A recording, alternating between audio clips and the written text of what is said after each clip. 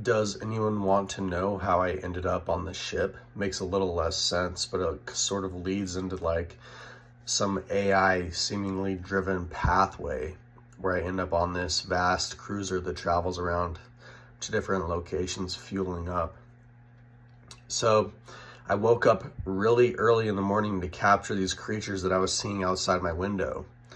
And they looked like sort of rocks. They had gathered a bunch of moss all over them. And they were like Ewoks, kind of off of Star Wars. But they didn't have any clothes on them or anything like that. And they're walking around spraying each other with water. And it was sort of like rainy and wet outside.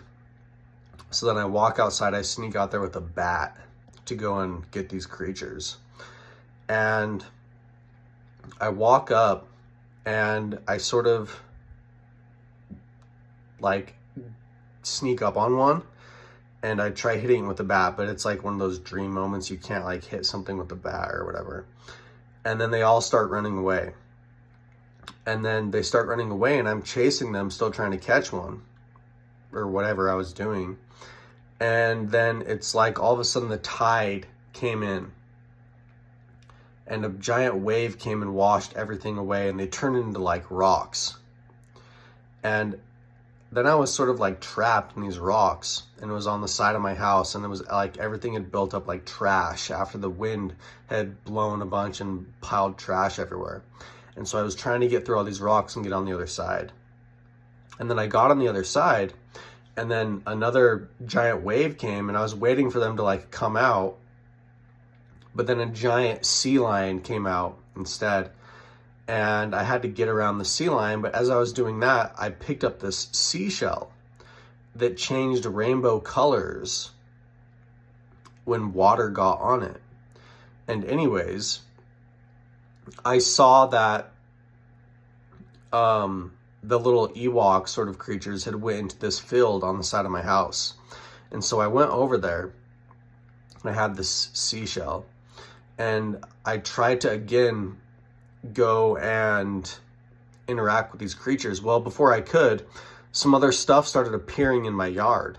And I guess that in this like sort of futurist kind of dream with all these different creatures, people have like troll holograms. And there was like some holograms that came up on my lawn that were like made up creatures and they were like doing like troll type of internet stuff. Like saying erratic messages that make no sense, like it was an inside joke, but they're really interesting. And anyways, so then I went to go show my uncle these holograms that had appeared on our lawn. And I went to show him that and he didn't believe me at first. And then he was like, oh wait, we're in the future. He believed me that we were in the future then. He was like, whoa, this is the future. And as that started happening, a giant gust of wind came and it picked up my uncle into the sky. And he was holding on to like a kite for some reason. And he didn't let go of it. And he was like, oh, this is cool. This is fun because it picked me up, you know, and all this stuff is like transitioning. It's like blowing away the scene. So this giant gust of wind came and blew away these holograms that we're looking at. And it blew my uncle.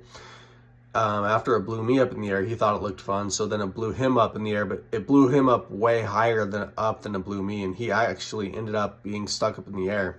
And then I run over to my dad and I'm like, why don't we call the Power Rangers to go and rescue him? Because he got stuck. Anyways, it was like there was a moon or something like that he got stuck on. And he was stuck up there. And I kept running around telling everyone, why don't we call the Power Rangers? Why don't we call the Power Rangers? Well, anyways, he ended up getting down because he like flew down because he ate a bunch of birds that he found nesting up there. And he came down and he was laughing and he was like all joking about how he had eaten all these birds and stuff like that. And there was actually bird people there and they were like, yep, we're pretty cool. And they were okay with it being eaten. And so anyways, but it's different. They're like humanoid bird people. And then these were like regular birds that he ate to like gain their powers. So after that, I have this shell still that changes colors. and I went to this museum, and it was like this very, very dark museum, and then there's where the transition goes to where I'm on this giant spaceship.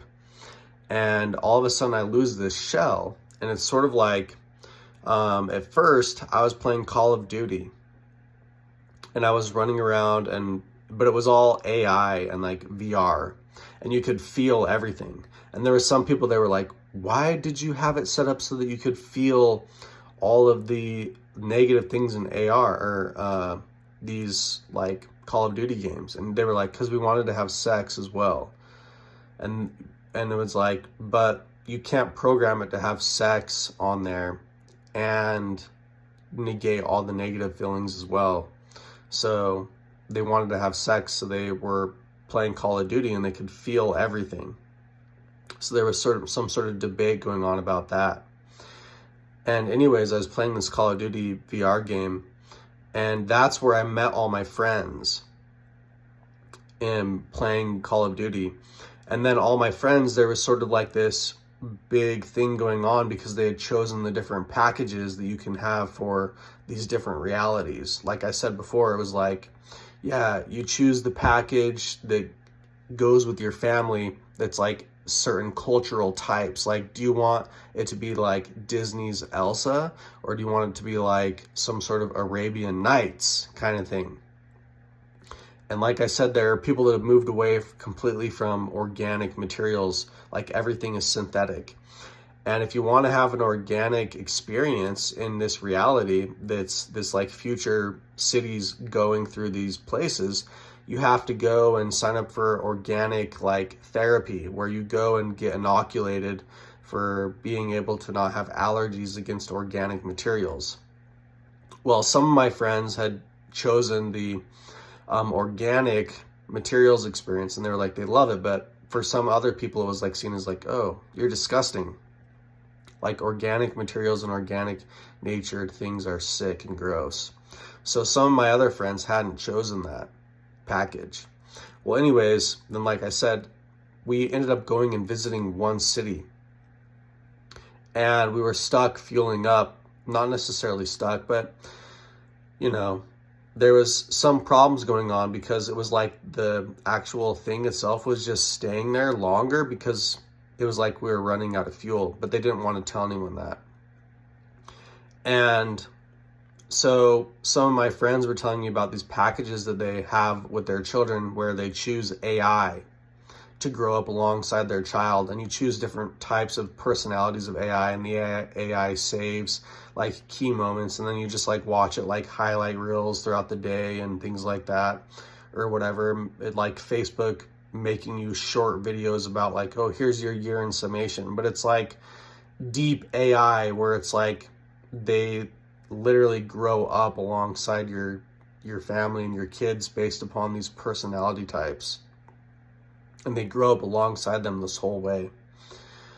And so anyways, like I said, but in this dream, like that's a whole side story. There's like a main story as well, and it's like we were stuck at this fueling station, which there's like all these vast cities that go around, right, that move around space, and they only really stop for these like fuel ups and things like that, whatever that is, whatever that takes. And anyways, there's another class of citizens. Most of the classes have to do with either your organic, inorganic, and then, you know, what packages you choose based upon the AIs that you choose. There's different AIs, obviously. But these places are like giant cruise ships, and people come and change your whole, you know, room at different times and whatever else. And anyways, there's some superhuman beings as well that have just occurred. But it's like, eventually, people have modified themselves enough, and we had accumulated enough knowledge where it's like some of these imaginary creatures that we have made up in our heads have become real beings. Like a jinn, there was a jinn there. And people were like, oh, you guys still, I remember him saying like, you guys just want to understand me, but you still can't. And he was saying this to some other superhumans there who were dealing with the situation on the planet. And those were like the elites.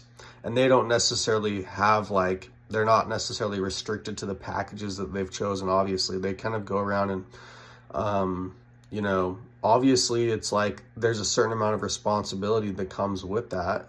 It's like being able to make sure that you maintain enough monetary funds to be an elite in the first place. But, you know, that's how they maintain their responsibility of powers, I guess.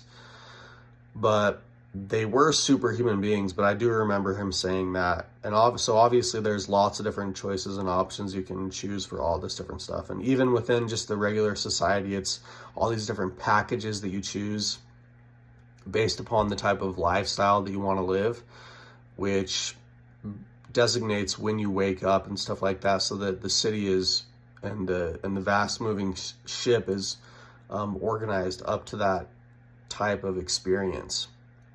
You know, and there's still people living organic lifestyles as well, but you have to go through like this organic allergy classes so that you get exposed to all these different things and animals and stuff like that.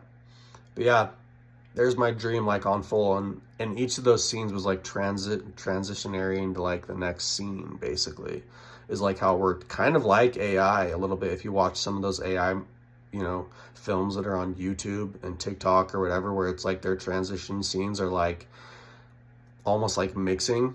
It's like everything kind of swirls and things like that. But this was done with like water washing up, or like wind blowing, or like going into a dark building with like a seashell that I had, because it's like a museum transition, and then all of a sudden I'm on like a ship of the future and my friends are there, you know. And it was like, I kind of almost think that those creatures that I was trying to wake up to get was sort of like, they're like dream creatures a little bit. And it's like, hey, I caught one because I was able to remember my whole dream and reiterate it to you guys for your pleasure. Anyways, have a good day.